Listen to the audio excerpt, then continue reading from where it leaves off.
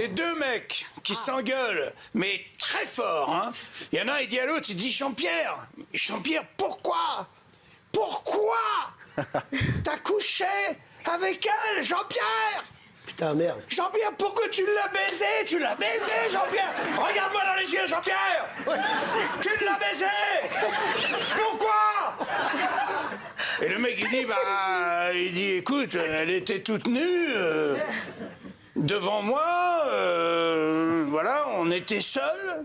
Hein, j'étais censé faire quoi? Et l'autre, il dit, l'autopsie.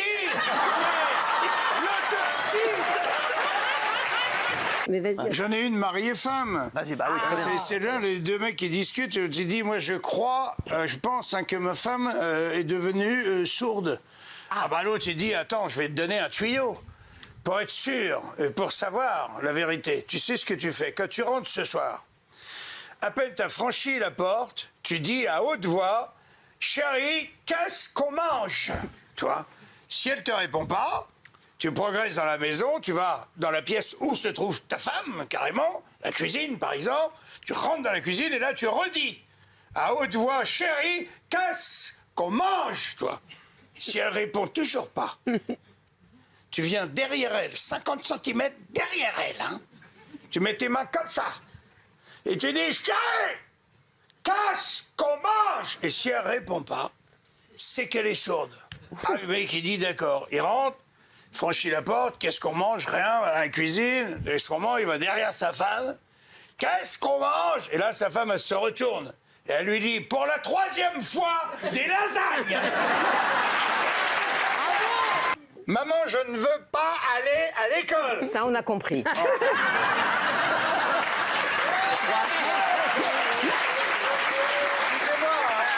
Elle est terrible, la vie. Quel darka. Pourquoi? Eh ben, parce que ils sont méchants avec moi, se moquent de moi, me crachent dessus et me jettent des pierres. Jean-Pierre, tu es le proviseur de ce lycée, tu vas y aller. Ça se passe place Vendôme. Place Vendôme, hein, pour les gens qui ne sauraient pas, c'est la place où il y a le plus de bijoutiers, de boutiques de luxe et tout. Et S'il vous plaît, le commissaire aussi. Attends, Jean-Marie, on va la refaire parce que... non, juste on va la prendre là parce que sinon vous baissez la tranche de Gladys quand on met le micro. C'est tout simple en régie. C'est une tranche à baisser. Merci, vas-y Jean-Marie. Oui, je la recommence ou... Ouais. Ouais, je la recommence. C'est mieux. Ça se passe place Vendôme. Je ne vois pas ce qu'il y a de drôle. Attendez, ça sera drôle après. Alors, place Vendôme, c'est quoi pour ceux qui connaissent pas? La place Vendôme, c'est une place où il y a tout un tas de boutiques de luxe. C'est certainement la place, d'ailleurs, la plus luxueuse de Paris.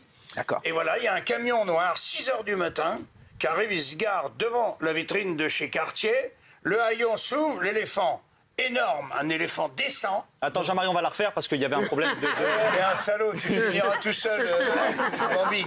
T'as déjà perdu ta mère. Alors... C'est évident. Continue Jean-Marie. Et donc, l'éléphant fonce dans la vitrine de chez Cartier, il casse la vitrine, bien sûr, et avec sa trompe, il pique tous les bijoux, il est remonté dans le camion, et le camion, il part. Alors, le commissaire arrive 2 heures plus tard, et il dit au seul témoin de l'affaire, c'est un petit garçon de café qui installe sa terrasse, qu'est-ce que vous avez vu? Ouais. Il raconte, il y a un gros camion noir, l'éléphant a cassé la vitrine, a piqué les bijoux, a remonté dans le camion est parti. Et le commissaire, il dit, vous avez l'immatriculation du camion, vous avez noté... Je dis, c'est une blague ou quoi? Il dit, comment? Il dit, j'assiste à un truc complètement dingue. Il dit, vous croyez que je me suis amusé à regarder la plaque du camion? Il dit, non, bien sûr que non. Bon, il dit, la marque du camion non plus. Bah, il dit, bien sûr. Non plus. Qu'est-ce que vous me pétez les couilles? Alors là, le commissaire... Ah ouais. commence un petit peu à avoir les abeilles. Il lui dit, mais dites-moi quand même, monsieur, vous pouvez peut-être quand même me dire si c'était un éléphant d'Afrique, hein, ou un éléphant d'Asie. Tu dis, vous foutez de ma gueule? J'habite à Sarcelles, moi, qu'est-ce que j'y connais? En éléphant, hein? Et là, le commissaire, lui aussi, hein, il est en colère. Il dit, vous savez très bien ce que je veux dire. Vous savez très bien que l'éléphant d'Afrique, il a des grandes oreilles.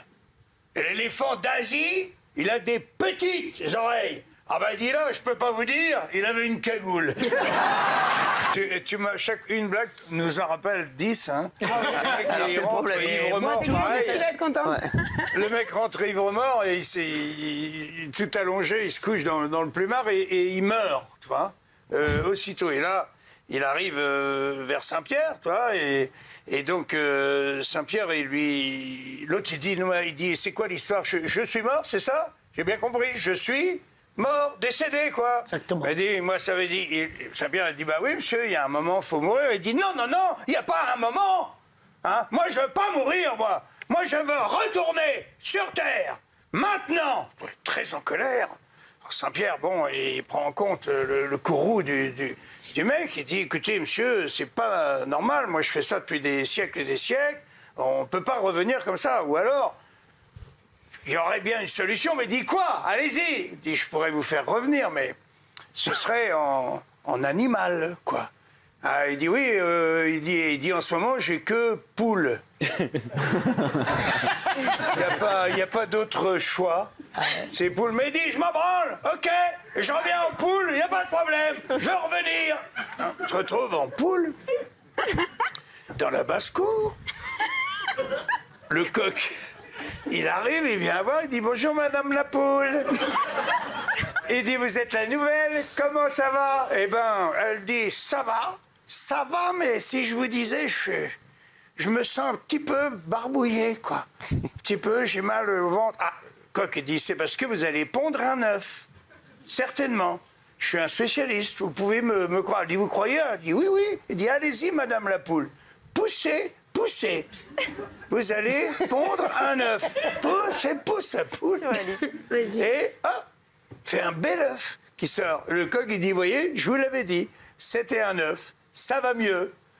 Et la poule, elle dit, bah ça va mieux. Je suis encore un petit peu mal au ventre. Ah, elle dit ça c'est un deuxième œuf.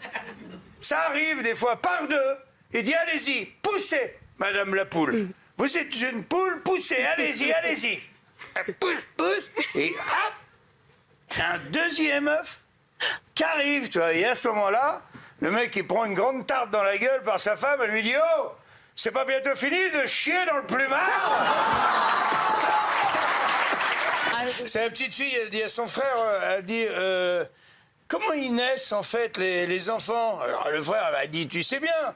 Maman nous l'a déjà expliqué. Les garçons, ils naissent dans les choux, et les filles, ils naissent dans les roses.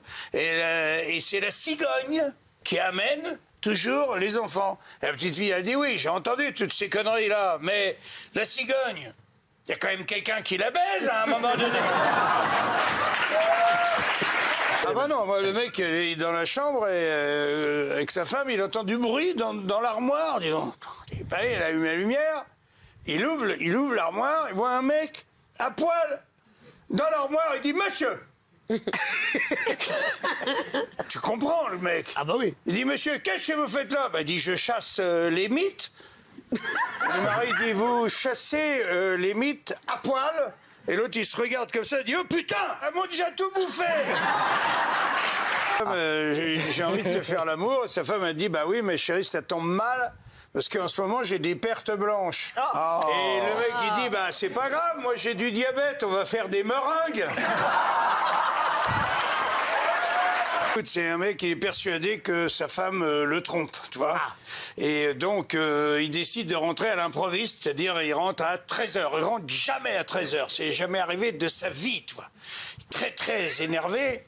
Il habite au 15e étage d'une tour, tu vois. Et il rentre, monte dans l'ascenseur, il est comme ça, il est sûr qu'il va à la pécho. Hein. Tu vois, il ouvre la porte, en furie, et ça tombe pile, il trouve sa femme dans le couloir, à poil, toute transpirante, tu vois. Et il lui dit, il est où? Il est où, cet enculé?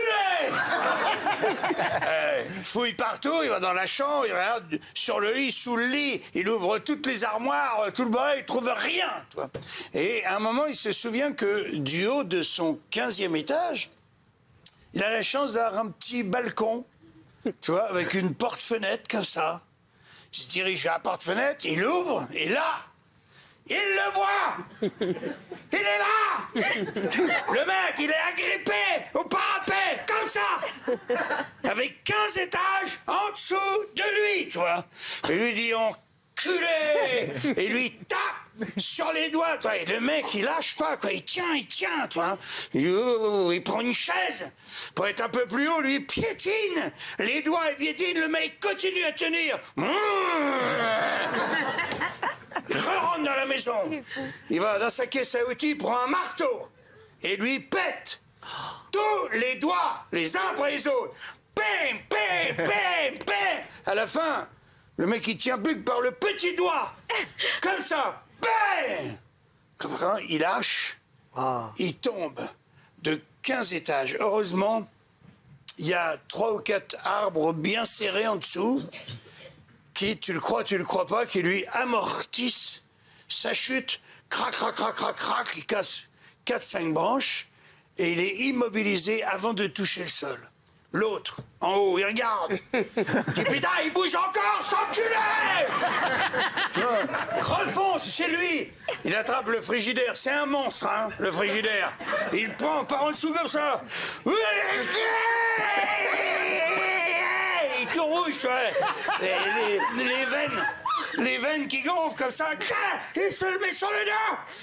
Et papa, il va vers la porte-fenêtre, il traverse le petit balcon, il bute dans la rambarde, le frigo passe au-dessus de lui et il tombe sur la gueule du mec. Donc, le mec meurt. Il arrive chez Saint-Pierre, ding dong. Hein? Si, il y a une sonnette chez Saint-Pierre. Si, c'est important, vous allez voir pour la suite. Et il sonne, ding dong. Et Saint-Pierre, il dit que si vous arrivez, il lui raconte, il dit voilà, j'étais sûr que ma femme me trompait, je suis rentré à l'improviste et ça a pas loupé, je suis tombé dessus. Voilà, alors bon, j'ai fait un truc pas très sympa, je vous le dis tout de suite, Saint-Pierre, c'est vrai. Le mec était accroché au parapet du balcon et il dit j'ai été jusqu'à prendre un marteau, j'ai pété tous les doigts jusqu'à ce qu'il lâche et puis cet enculé là, il bougeait encore. Il a été bloqué par les arbres, donc j'ai pris le frigo et je lui ai foutu sur la gueule. Donc Saint-Pierre il dit écoutez, mettez-vous là. À côté, il dit c'est pas banal comme histoire. Il dit asseyez-vous et je vais vous prendre tout à l'heure. Ding dong, tu vois. La sonnette retentit à nouveau. Et là, il y a un autre mec qui se pointe, il dit et vous, monsieur, qu'est-ce qui vous est arrivé? Il dit écoutez, moi, je suis peintre en bâtiment. Hein? Donc, si vous voulez, j'étais en train de repeindre un balcon au 17e étage d'une tour. J'avais presque fini mon travail. Il me restait une petite retouche à faire à l'extérieur. Je me suis penché. La peinture était fraîche, donc glissante, tu vois. Et je suis tombé, mais grâce à Dieu, je sais pas par quel miracle, j'ai réussi à me rattraper au balcon du 15e étage, en dessous. Et il dit là, j'ai vu un mec arriver vers moi, en furie. Les yeux exorbitaient. Et au lieu de m'aider à remonter, il m'a tapé sur les doigts. Il y a un moment, il a pris un marteau. Et il m'a pété tous les doigts. Et je suis tombé, grâce à Dieu aussi.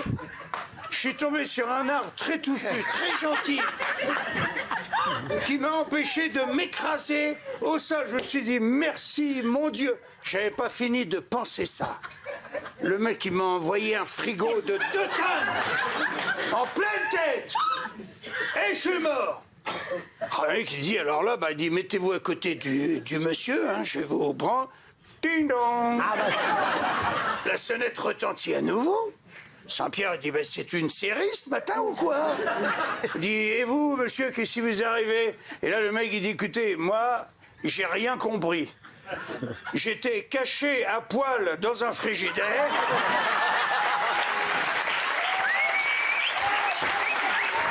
Merci.